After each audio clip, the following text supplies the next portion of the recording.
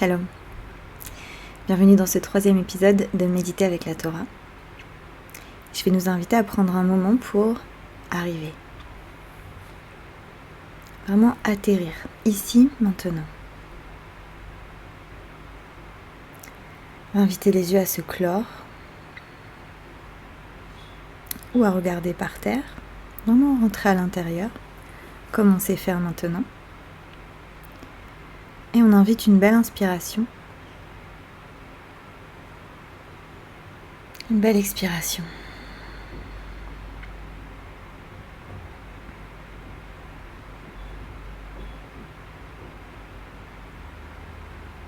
On va faire ça 2-3 fois de suite. Juste tout simplement inviter le système à se détendre et à venir à une présence pleine à ce moment. Donc à votre rythme, une inspiration un peu plus profonde. Elle expire jusqu'au bout.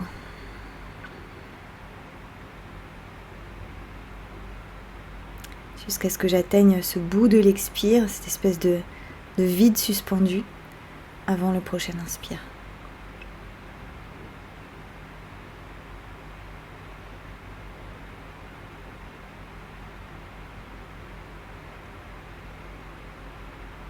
Est-ce que je peux rencontrer cela, la danse de la respiration, la danse de la neshima, de l'inspire, de l'expire, avec curiosité, peut-être même avec émerveillement.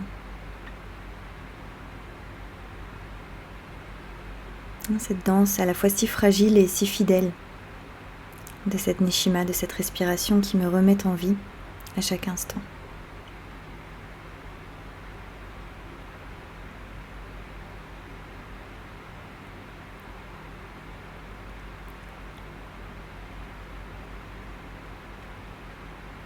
Je vais nous inviter pour les quelques premières minutes de notre méditation aujourd'hui à simplement faire cela, à simplement suivre dans mes sensations avec mon attention, poser mon attention sur cette danse, ce mouvement de l'inspire, de l'expire. Une attention souple, pas forcée, une attention qui permet aux pensées d'émerger, qui me permet même de me perdre de temps en temps et pouf, de revenir dès que je m'en rends compte. Ok, on pratique avec beaucoup de douceur. C'est un apprentissage comme un autre. On apprend le muscle de l'attention, le muscle de la tsomet lev, comme on dit en hébreu. Placer notre cœur, littéralement. Faire attention. En hébreu, c'est la sim lev, placer son cœur. Donc on apprend à renforcer ce muscle-là de l'attention, de la présence, avec beaucoup de douceur, beaucoup de patience et beaucoup de consistance, de constance.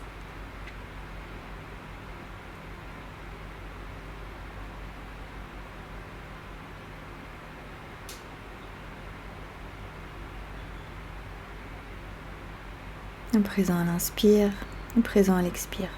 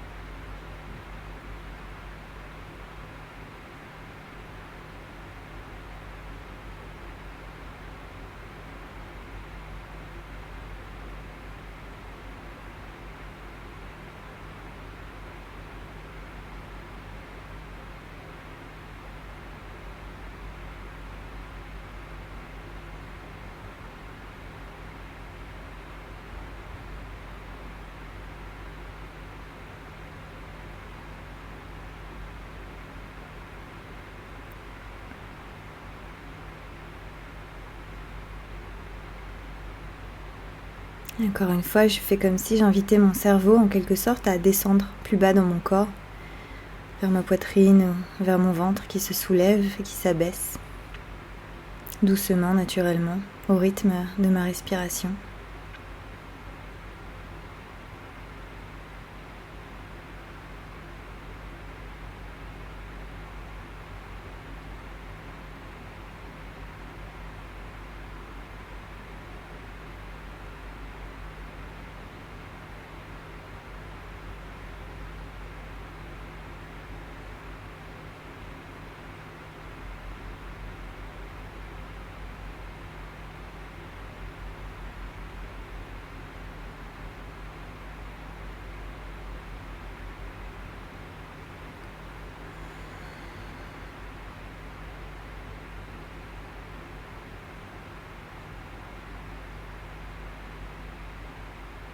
Je prends un moment pour remarquer la manière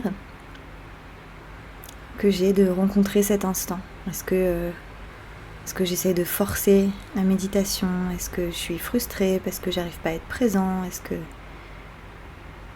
je suis bien et spacieuse? Est-ce que je m'en veux d'avoir plein de pensées? Et si c'est le cas, on se souvient que il ne s'agit pas d'arrêter les pensées, il ne s'agit pas d'être quoi que ce soit d'autre que ce qui est maintenant. Donc si l'esprit est agité, occupé, alors l'esprit est comme ça. Et moi, mon travail à moi, c'est d'accueillir cela sans m'en préoccuper davantage. Ne pas redonner de l'énergie à cela par la résistance. Et simplement revenir à la simplicité d'une présence vivante qui respire.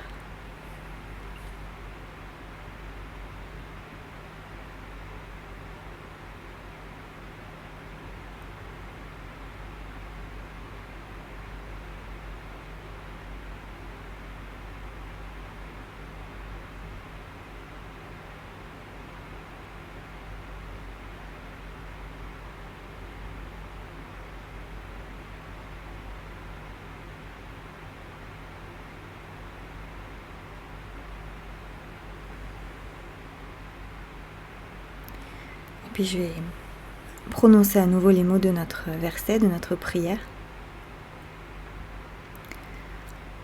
Modani lefanecha, melech chai vekayam, she'echezarta bi nishmati bechemla, rabba emunatecha.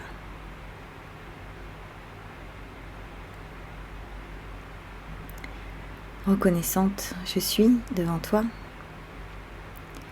noblesse de vie vivante, éternelle, car tu as ramené en moi mon âme, mon souffle, avec compassion. Grande est ta confiance.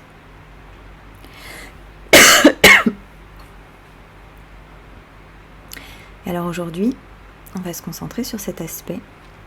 Troisième partie de ce verset.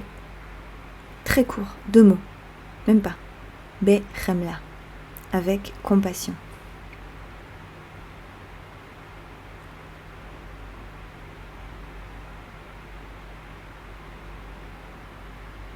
La compassion, c'est une qualité humaine essentielle qui commence par le fait de savoir se mettre à la place de l'autre. Compassio, du latin, c'est ressentir avec l'autre. On pourrait dire que c'est le début de l'éthique, être capable de me mettre à la place de l'autre. Et souvent, c'est quelque chose dont on a l'impression que c'est notre tâche, une injonction à nous faite dans la vie religieuse, dans la vie spirituelle, dans la vie éthique. Et là, ce qui est très très beau, c'est qu'on s'aperçoit que quand on se lève le matin, on parle à la vie, on parle à la source de vie et on lui dit « Waouh, tu ramènes en moi mon âme, mon souffle avec compassion. » C'est-à-dire que je commence ma journée par reconnaître qu'il y a une compassion que je reçois d'abord. Et avant que ce soit ma tâche de la ressentir pour d'autres ou de l'appliquer à d'autres, je peux me reposer, profiter, m'autoriser à recevoir la compassion de la vie pour moi.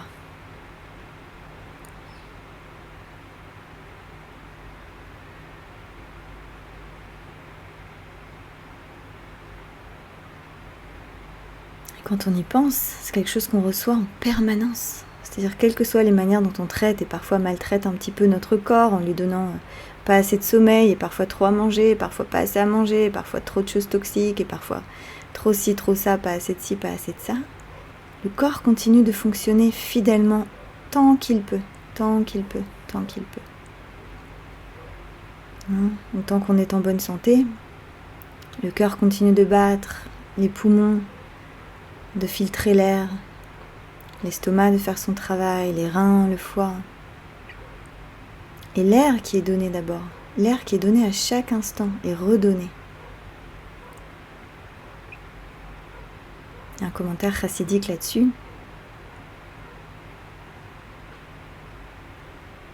De Yitzhak Levi Meberditchev qui dit voilà, le souffle voulait nous quitter. Ou Vechol Rega Verega, et à chaque instant, la source de vie, dans sa grande compassion, le ramène à nous, le ramène en nous. Quelque chose qui est donné et redonné. Quelle que soit la manière dont je me réveille le matin, même si je suis de mauvaise humeur, même si je suis comme ça ingrate avec la vie qui m'est donnée, je parle pour moi, le souffle continue d'être donné et redonné.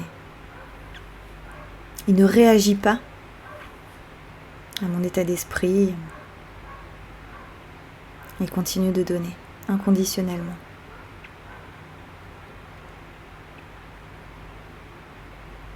Et alors, est-ce qu'on peut prendre ce moment-là juste pour recevoir, pour ressentir ce souffle, pas seulement comme un phénomène naturel ou physique de remise en vie, mais comme vraiment un don, un geste de compassion.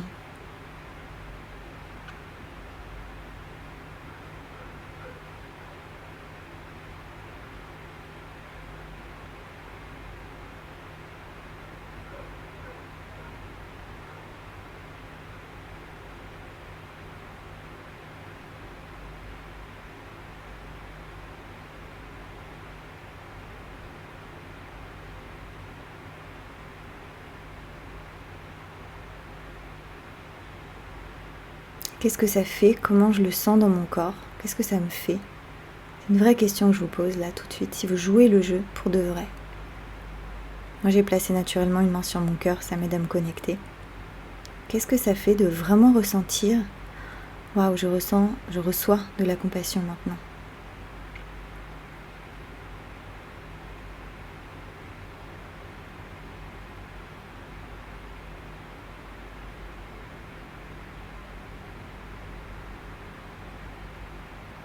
Et comment est-ce que j'aborderais ma journée? Comment est-ce que j'aborderais ma vie et mes relations avec les autres si je me sentais d'abord en amont investie de compassion, si je me laissais infuser par elle avant de commencer ma journée? Voilà l'exercice auquel je vous invite pour cette semaine. Merci d'avoir médité avec moi et à très bientôt pour le prochain épisode de Méditer avec la Torah.